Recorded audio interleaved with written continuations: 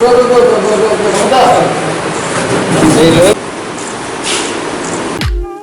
হচ্ছে ABC news AGT live.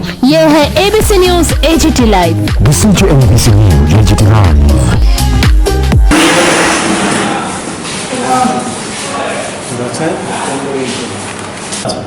তাদেরকে মাছের চারা খাদ্য চুন খোল অন্যান্য সামগ্রী দিয়ে মৎস্য উৎপাদনের বৃদ্ধির যে পরিকল্পনা রাজ্য সরকারের ছিল বামফ্রন্ট সরকারের সময় মৎস্য চাষে স্বয়ংসম্পূর্ণ করা বিঘ্নিত হচ্ছে। শুধুমাত্র মাছের চারা দেওয়া হচ্ছে, কিছু খাদ্য চুন খোল অন্যান্য কোনো সুযোগ সুবিধা দেওয়া হচ্ছে না। এই অবস্থায় মৎস্য চাষের যেমন সমৃদ্ধি ঘটছে না, তেমনি মৎস্য চাষি যারা আছে তারা আর্থিকভাবে ক্ষতিগ্রস্ত হচ্ছে। অথচ এটা একটা সম্ভাবনাময় ক্ষেত্র, কর্মসংস্থানের যেমন সুযোগ সৃষ্টি হয়, অর্থনৈতিক দিক থেকে রাজ্য স্বনির্ভর হতে পারে, সেই ক্ষেত্রটা আজকে চরমভাবে ভুগছে। আমরা এগুলি বন্ধ করে সমবায় সমিতিকে নির্বাচন করে নির্বাচিত কমিটির হাতে তুলে দিতে হবে। তেমনি আমরা দাবি করছি কৃষকদের সার ওষুধ কীটনাশক এগুলি যাতে প্রয়োজনীয় সরবরাহের ব্যবস্থা থাকে। কৃষকরা কিনে নিতে চাইলেও সেগুলি এখন সময় মতো পাওয়া যাচ্ছে না। এগুলির ব্যবস্থা অবিলম্বে সেখানে করতে হবে। দ্রব্যমূল্য বৃদ্ধি অস্বাভাবিকভাবে বাড়ছে, অবিলম্বে বন্ধ করতে হবে। পেট্রোল ডিজেল রান্নার গ্যাস, তারপরে সিএনজি, তারপরে টিএনজিসিএল এর সমস্ত ক্ষেত্রে আজকে বাড়িয়ে দিচ্ছে। ভোজ্য তেল, ঔষধের দাম, সমস্ত জিনিসপত্রের দাম যেভাবে বাড়ছে, মোদী সরকার এই জিনিসপত্রের দাম কমানোর প্রতিশ্রুতি দিয়েছিল, কোথায়? দ্বিগুণের থেকেও বেশি আজকে সমস্ত জিনিসের দাম বেড়ে গেছে। 100 টাকার উপরে পেট্রোল হয়ে গেছে, ডিজেল 100 টাকা ছুঁই। তারপরে গ্যাসের দাম সিলিন্ডারে আজকে 1000 টাকার কাছাকাছি চলে এসেছে। কোথায় যাচ্ছে? এই যে নানাভাবে বিনা পয়সায় সিলিন্ডার দেওয়ার এই সমস্ত প্রকল্পগুলি ছিল, আজকে সেগুলি মানুষ ব্যবহার করতে পারছে না, আবার সেখানে লাকড়ি ব্যবহারের দিকে ফিরে যেতে বাধ্য হচ্ছে। এটা অবিলম্বে দ্রব্যমূল্য বৃদ্ধি রোধ করতে হবে। আমরা দাবি করছি 14টা নিত্য প্রয়োজনীয় জিনিস এক দামে রেশন শপের মাধ্যমে সরবরাহ করতে হবে। আমরা দাবি করছি সামাজিক ভাতা 4,19,000 বামফ্রন্ট সরকারের সময় ভাতা পেত। এটা বিরাট সংখ্যক ভাতা প্রাপকদের নাম রাজনৈতিক প্রতিহিংসা থেকে বন্ধ করে দেওয়া হয়েছে। অবিলম্বে তাদের নাম আবার সংযুক্ত করতে হবে। তাদের কাগজপত্র দেখার নাম করে কয়েক মাস হয়রানি করছে, এখনো তাদেরকে ভাতাপ্তির প্রতিশ্রুতি দিয়েও এই প্রতিশ্রুতি কার্যকারী করছে না। অবিলম্বে তাদেরকে স্থায়ী কর্মসংস্থানের ব্যবস্থা করা হোক, এই দাবি আমরা করছি। আমরা দাবি করছি গণতন্ত্র পুনঃপ্রতিষ্ঠিত করতে হবে। গণতন্ত্র আজ বিপন্ন, ধ্বংস, প্রতিদিন খুন খারাপি ঘটনা ঘটছে। গত পরশুদিন গান্ধী গ্রামে প্রদীপ নামকে খুন করা হয়েছে।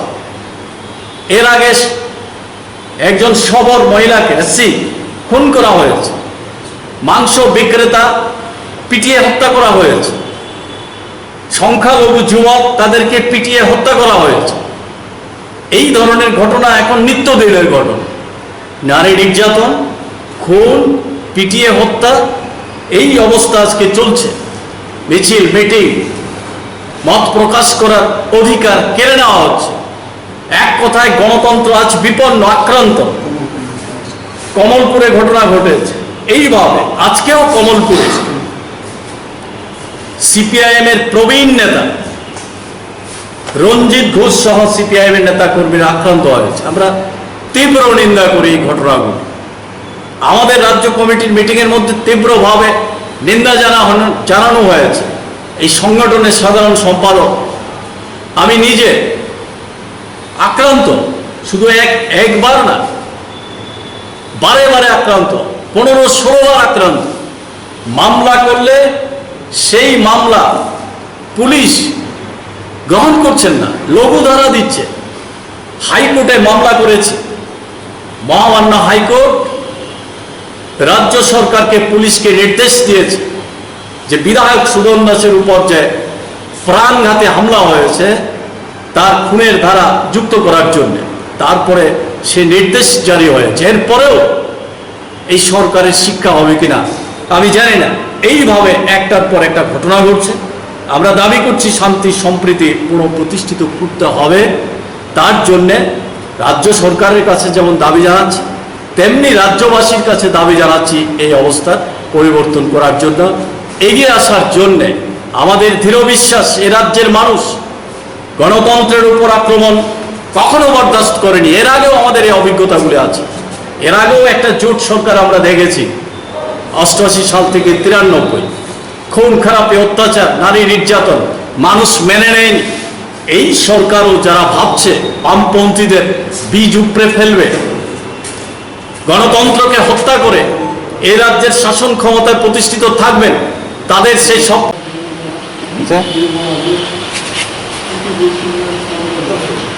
শুরু করি। হ্যাঁ, শুরু করেন। সাংবাদিক বন্ধুদের শুভেচ্ছা জানিয়ে আমাদের সাংবাদিক সম্মেলনের কাজ শুরু করছি। আমরা ত্রিপুরা তফসিলি জাতি সমন্বয় সমিতি গতকাল অর্থাৎ 5ই আগস্ট আমরা রাজ্য কমিটির সভা অনলাইনে সংগঠিত করেছি। একটা অংশ সশরীরে উপস্থিত হয়েছেন রাজ্য দপ্তরে এবং বাকিরা অনলাইনে অংশগ্রহণ করেছেন। এই সময়ে রাজ্যের সামগ্রিক অবস্থার পরিপ্রেক্ষিতে আমরা এটা লক্ষ্য করেছি যে রাজ্যে বর্তমানে গণতন্ত্র বিপন্ন, আইন শৃঙ্খলা ভেঙে পড়েছে। দলিত, তফসিলি জাতি তারা আজকে অবহেলিত। বেকার যারা, কি তফসিলি জাতি কি তফসিলি উপজাতি, অন্যান্য অংশের বেকাররা আজকে চরম বঞ্চিত। গরিব শ্রমজীবী অংশের মানুষ চরম অর্থনৈতিক সংকটের মধ্যে পড়েছে। এরকম একটা পরিস্থিতির মধ্যে আজকে রাজ্য চলছে। সেই প্রেক্ষাপটে দাঁড়িয়ে আমরা আমাদের রাজ্য কমিটির সভা অনুষ্ঠিত করি। সভায় আমরা পৃথকভাবে একটি নিন্দা প্রস্তাব গ্রহণ করি। আমাদের রাজ্যে মাধ্যমিক, উচ্চ মাধ্যমিক ফলাফল ঘোষণার পর একটা অংশের ছাত্রছাত্রীদের তাদের কিছু বক্তব্য আছে। সেই বক্তব্য জানানোর জন্য তারা নানাভাবে শিক্ষা দপ্তরের মন্ত্রীর নিকট তাদের বক্তব্য পৌঁছানোর চেষ্টা করে, যেভাবে তাদের বক্তব্য না শুনে বর্বরোচিতভাবে তাদের উপর, ছাত্রছাত্রীদের উপর পুলিশ লেলিয়ে দেওয়া হয়, রক্তাক্ত করা হয়, এই ঘটনা অত্যন্ত নিন্দনীয়। আমরা তার তীব্র নিন্দা জানাই। এই ঘটনার মধ্যে দিয়ে রাজ্য সরকারের স্বৈরাচারী ফ্যাসিস্ট নিষ্ঠুরতার বহিঃপ্রকাশ ঘটেছে। এটা শুধু ছাত্রছাত্রীদের উপর না, শিক্ষকদের উপর আক্রমণ, ডাক্তারের উপর আক্রমণ, উকিলদের উপর আক্রমণ, সমস্ত অংশের মানুষের উপর আক্রমণ, গণতন্ত্রের উপর আক্রমণ। এটা আজকে এই সরকারের নিত্যদিনের ঘটনা হয়ে দাঁড়িয়েছে। এই প্রেক্ষাপটে দাঁড়িয়ে আমরা সিদ্ধান্ত নিয়েছি যে আগামী আগস্ট মাস, তার 15ই আগস্ট থেকে আমরা সারা রাজ্যব্যাপী আন্দোলন সংগঠিত করব। তার জন্যে আমরা 14 দফা দাবি নির্দিষ্ট করেছি। এই দাবিগুলি আমি আপনাদের সামনে উপস্থিত করছি। প্রথম দাবি আমাদের, এটা আমাদের দীর্ঘদিনের দাবি, একটি লোকসভার আসন বৃদ্ধি করে তফসিলি জাতির জন্য সংরক্ষিত করতে হবে। 2, সমস্ত সরকারি, আধা সরকারি দপ্তরে শূন্য পদ অবিলম্বে পূরণ করতে হবে। আউটসোর্সিংয়ের মাধ্যমে নিয়োগ প্রক্রিয়া বন্ধ করতে হবে। শিক্ষা, নিয়োগ ও প্রমোশন সহ সকল ক্ষেত্রে সংরক্ষণের নিয়ম কঠোরভাবে মানতে হবে। 22 রাজ্য সরকার প্রমোশন সংক্রান্ত নির্দেশিকা বাতিল করতে হবে। সংরক্ষণ বাতিল করার ষড়যন্ত্র বন্ধ করতে হবে। বেসরকারি ক্ষেত্র সংরক্ষণ চালু করতে হবে। এটা আপনারা জানেন যে আজকে আমাদের রাজ্যের বেকাররা চরমভাবে বঞ্চিত হচ্ছে। 50,000 চাকরি বছরে দেওয়ার কথা প্রতিশ্রুতি দিয়ে বিজেপি আইপিএফটি জোট সরকার ক্ষমতায় এসেছে, অথচ আজকে এই সময়ে সারা দেশে যেমন তেমনি আমাদের রাজ্যে সবচেয়ে বেশি বঞ্চিত হচ্ছে বেকাররা।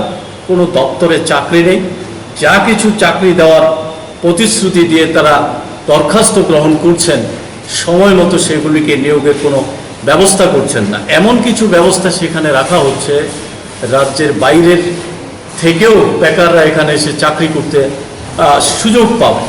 তা হোক, কিন্তু আমাদের রাজ্যের ছেলেমেয়েরা যেভাবে বঞ্চিত হচ্ছে তাদেরকে নিয়োগ না দিয়ে অন্যভাবে এই সমস্ত করার চেষ্টা করছে। তেমনি কন্ট্রাক্টরের মাধ্যমে বা আউটসোর্সিংয়ের মাধ্যমে নিয়োগ, এটা নিঃসন্দেহে এই রাজ্যের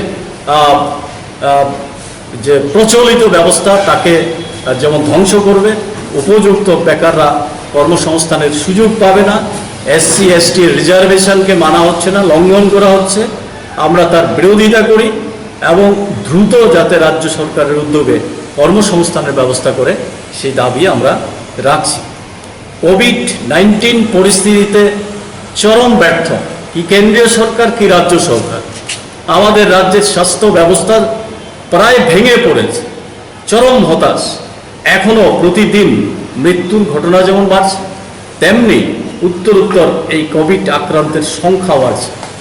নানাভাবে তাকে রক্ষা করার জন্যে কখনো লকডাউন, কখনো কারফিউ, নানাভাবে সাধারণ মানুষের স্বাভাবিক জীবনযাত্রা, কর্মসংস্থান, কাজকর্ম, ব্যবসা বাণিজ্য এগুলির মধ্যে ব্যাঘাত সৃষ্টি হয়েছে। তাদের হাতে আজকে অর্থ নেই। এরকম একটা চরম পরিস্থিতির মধ্যে দাঁড়িয়ে আমরা দাবি করছি তফসিলি অংশের মানুষ সহ সমস্ত অংশের মানুষের যারা আয়কর দেন না তাদেরকে 7,500 টাকা করে নগদ, 10 কেজি করে খাদ্য সামগ্রী প্রতি মাসে বিনামূল্যে সেখানে দিতে হবে এবং সকলের টিকাকরণের ব্যবস্থা করতে হবে। তেমনি আমরা দাবি রাখছি NGN-রেগা 600 টাকা মজুরি করতে হবে, 200 দিনের কাজ দিতে হবে। সাম্প্রতিক কেন্দ্রীয় সরকার নির্দেশ দিয়েছে এসসি এসটি যারা তাদেরকে আলাদা মজুরি দেওয়ার ব্যবস্থা করার জন্য। আমরা এটা লক্ষ্য করছি যে কেন্দ্রীয় সরকার আবার আরেকটা বিভাজনের রাজনীতি এখানে শুরু করেছে। সাধারণ অংশের মানুষ থেকে এসসি এসটি তাদেরকে আলাদা করার একটা ষড়যন্ত্র যেমন শুরু করেছে, তেমনি জনসংখ্যা অনুপাতে অর্থ বরাদ্দের পরিকল্পনা নিয়ে সেই কাজ শুরু করেছে। এটা আপনারা সবাই জানেন, যারা গরিব অংশের মানুষ, বিশেষ করে ক্ষেত মজুর, তফসিলি অংশের মানুষ সারা ভারতবর্ষে 16.2%। ক্ষেত মজুরদের সংখ্যা সেই ক্ষেত্রে সারা দেশে যা আছে তার 50 ভাগের বেশি হচ্ছে তফসিলি অংশের মানুষ, 32 ভাগ হচ্ছে উপজাতি অংশের মানুষ, অথচ উপজাতি অংশের মানুষের জনসংখ্যা হচ্ছে 8.2%। তারা যেহেতু গরিব, জমি নেই, অন্য কোনো কর্মসংস্থানের সুযোগ নেই, কাজগুলি বেশি করে। তেমনি রেগার কাজ, NGN-রেগার কাজেও তারা সংখ্যার দিক থেকে বেশি। আমরা দেখেছি যেমন দু একটা রাজ্যের তথ্য এসেছে, শতকরা 35 জন এসসি অংশের মানুষ আছে, কিন্তু রেগার কাজ করে সমস্ত রেগার শ্রমিকদের রেশিও অনুসারে 60%। তো আজকে যদি সেখানে জনসংখ্যা অনুপাতে তাদের জন্য অর্থ বরাদ্দ করা হয়, তাহলে বাকি যে বাড়তি সংখ্যায় গরিব মানুষ, তফসিলি জাতি, উপজাতি রেগার কাজ করছে, তাদের অর্থ বরাদ্দ কোত্থেকে আসবে? সেদিক থেকে মজুরি, অর্থ বরাদ্দ কমে যাওয়ার চরম আশঙ্কা সৃষ্টি হয়েছে। তাই আমরা দাবি করছি অবিলম্বে এই বিভাজনমূলক এই আলাদা মজুরি প্রদানের যে ব্যবস্থা সেটা বন্ধ করতে হবে। অবিলম্বে রেগার কাজ আমাদের রাজ্যে বামফ্রন্ট সরকারের সময় 90 দিন 94 দিন প্রতি বছর কাজ হতো, এখন 40 দিন 45 দিন কাজ হচ্ছে না। সেখানে সবাইকে কাজ দেওয়া হচ্ছে না। যারা বিজেপি শাসক দলের মিছিল মিটিংয়ে অংশগ্রহণ করছেন না তাদেরকে কাজ থেকে বাতিল করা হচ্ছে, সময় মতো মজুরি দেওয়া হচ্ছে না। এই মজুরি কারা গ্রহণ করছেন? মণ্ডল নেতারা, তারপরে বুথ প্রেসিডেন্ট, শক্তি মণ্ডলের কর্মীরা, তারা কাজে না গিয়েও সেই মজুরি নিচ্ছেন। 212 টাকা হলেও প্রকৃতপক্ষে রেগার শ্রমিকরা 150 টাকা, 180 টাকা, 185 টাকার বেশি পায় না। কাজ করে 30 জন, নাম তুলে 60 জনের, ওই যে বাকিরা তাদের দলের কর্মী সমর্থকরা মণ্ডলের বুথের তারপরে শক্তি মণ্ডলের সদস্যরা নাম লিখে অ্যাচিভমেন্টের নাম করে, সেখানে অ্যাচিভমেন্ট আসে না, যেহেতু তারা কাজের গোড়ায় আসে না তাদের নাম নথিভুক্ত হয়। এইভাবে টাকা লুট করে নিচ্ছে আর প্রকৃত শ্রমিক যারা তারা বঞ্চিত হচ্ছে। এটা বন্ধ করতে হবে, কাজ দিতে হবে, সময় মতো মজুরি, সাপ্তাহিক মজুরি দেওয়ার ব্যবস্থা করতে হবে। এই দাবি আমরা করছি। তেমনি আমরা দাবি করছি জাল এসসি সার্টিফিকেট নিয়ে নানা সুযোগ নেওয়ার জন্য একটা প্রক্রিয়া, এটা আগেও ছিল এখনো আছে। কঠোরভাবে এই জাল সার্টিফিকেটধারীদের চিহ্নিত করে তাদের কঠোর ব্যবস্থা করতে হবে। তফসিলি উন্নয়ন নিগম এই অংশের উদ্যোগীদের, বেকারদের স্বনির্ভর করার একটা গুরুত্বপূর্ণ সংস্থা।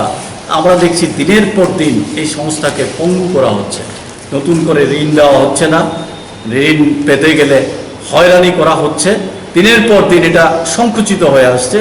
অবিলম্বে এটা বন্ধ করতে হবে। ব্যাপক সংখ্যায় তফসিলি যুবক যুবতীদের ঋণ দিতে হবে। 1 লক্ষ টাকা পর্যন্ত ঋণের ক্ষেত্রে গ্যারান্টার হিসাবে জব কার্ড যাদের আছে, জব কার্ডকেই গ্যারান্টার হিসাবে চিহ্নিত করতে হবে, নাইলে গরিব যারা তারা এই কর্পোরেশন থেকে ঋণ পাওয়ার কোনো সুযোগ নেই। এটা যেন চিহ্নিত করা হয়, এই দাবি আমরা করছি। তফসিলি ছাত্রছাত্রীদের স্টাইপেন্ড এটা বৃদ্ধি করতে হবে, অনেক পুরনো সেই রেট, এটা বৃদ্ধি করতে হবে। পারিবারিক আয়ের উপর নির্ভর করে কারা স্টাইপেন্ড পাবে, কারা পাবে না। তো এই পারিবারিক আয় যদি বৃদ্ধি না করা হয়, ব্যাপক ছাত্রছাত্রীরা যারা বঞ্চিত হচ্ছে সেখান থেকে উচ্চশিক্ষার ক্ষেত্রে হোক, অন্যান্য ক্ষেত্রে হোক, সেখানে তারা সেটা পাচ্ছে না। তেমনি এসসি ছাত্রছাত্রীরা আগে নার্সিং, প্যারামেডিক্যাল, ফার্মাসিস্ট ইত্যাদি পড়ার ক্ষেত্রে রাজ্য সরকারের তরফ থেকে এসসি ওয়েলফেয়ার ডিপার্টমেন্টের মাধ্যমে আমাদের রাজ্যে এবং বাইরে পাঠিয়ে তাদেরকে ট্রেনিং দেওয়া, শিক্ষা দেওয়ার ব্যবস্থা ছিল। এখন সেই দায়িত্ব না নিয়ে বলছে যারা ভর্তি হবে তাদের টাকা দেওয়ার চিন্তা তারা করবেন। সময় মতো টাকা দিচ্ছে না। আর টাকা যদি থাকতো তারা তো নিজের অর্থ দিয়েই ভর্তি হতে পারত। টাকাই নাই, প্রথমে ভর্তি হবে কি করে? যার ফলে উপযুক্ত তার মেধা থাকা সত্ত্বেও সেই সমস্ত ছাত্রছাত্রীরা আজকে বঞ্চিত হচ্ছে। এটা বন্ধ করে রাজ্য সরকারের উদ্যোগে যাতে এটা করা হয় সেই দাবি আমরা করছি। আমাদের রাজ্যের চর্মশিল্পীরা, লন্ড্রিজীবীরা, মৎস্যজীবীরা জীবিকা আজকে আক্রান্ত, ক্ষতিগ্রস্ত। চর্মশিল্পীরা এই লকডাউন পরিস্থিতিতে, কারফিউ পরিস্থিতিতে কোনো অনুষ্ঠানে যেতে পারছে না। তাদের জীবিকাই হচ্ছে এই বিভিন্ন অনুষ্ঠানে বাজনা বাজানো, এই সমস্ত কাজ করা, সেগুলি আজকে বন্ধ হয়ে গেছে। তাদেরকে এককালীন আর্থিক সুবিধা না দিলে তারা আজকে জীবন জীবিকা অতিবাহিত করা কঠিন হয়ে পড়েছে। লন্ড্রিজীবীদের অবস্থা একই। তেমনি যারা মৎস্যজীবী, মাছ আজকে বাজারে সঠিকভাবে বিক্রি করতে পারছে না, মানুষ বাজারে আসছে না, মানুষের কাছে পয়সা নেই, এরকম অবস্থায় সংকটের মধ্যে আছে। তাদেরকে আর্থিক অনুদান দিয়ে তাদেরকে সাহায্য করার ব্যবস্থা এটা করতে হবে, এই দাবি আমরা করছি। যারা সাফাই কর্মী তাদের মধ্যে একটা বড় অংশ আছে তফসিলি অংশের মানুষ, এর বাইরেও আছে, কঠিন কাজ করে তারা, কি হাসপাতালের ভিতরে বাইরে, কি পৌরসভার নালা পরিষ্কার করা থেকে রাস্তাঘাট পরিষ্কার করা। সাফাই কর্মীরা এই সমাজকে সুন্দর রাখার জন্য, পরিচ্ছন্ন রাখার জন্য অগাধ পরিশ্রম করে, অসাধ্য সাধন করে কাজ করছে, অথচ তাদের মজুরি একেবারে কম, তাদের কোনো সরঞ্জাম দেওয়া হচ্ছে না। আমরা দাবি করছি তাদেরকে আধুনিক সরঞ্জাম দিতে হবে, তাদের মজুরি কমপক্ষে প্রতিদিন 600 টাকা করতে হবে, অনিয়মিত যারা আছে তাদেরকে অবিলম্বে নিয়মিত করতে হবে। এই দাবি আমরা করছি। রাজ্যের সমস্ত সরকারি জলাশয়গুলি সরকারের নির্ধারিত মূল্যে, নির্দিষ্ট মূল্যে মৎস্যজীবী সমবায় ও মৎস্যজীবীদের হাতে তুলে দিতে হবে। আমরা আজকে দেখছি আগরতলা শহর সহ রাজ্যের বিভিন্ন জায়গার জলাশয়গুলি বামফ্রন্ট সরকারের সময় কোঅপারেটিভ তৈরি করে তাদের হাতে এই জলাশয় তুলে দিয়ে মৎস্য উৎপাদনে স্বয়ংসম্পূর্ণ করার ক্ষেত্রে যেভাবে ব্যবহার করেছিল, আজকে সেই কাজ কার কাছে চলে যাচ্ছে? যাদের কাছে অর্থ আছে, বাহুবল আছে, তারা সেইগুলি দখল করে নিচ্ছে। এটা সারা রাজ্যের চেহারা। আগরতলা শহর থেকে শুরু করে অবিলম্বে এগুলি বন্ধ করে মৎস্যজীবী সমবায় সমিতির এবং বেকার যারা মৎস্যজীবী আছে তাদের হাতে তুলে দিতে হবে।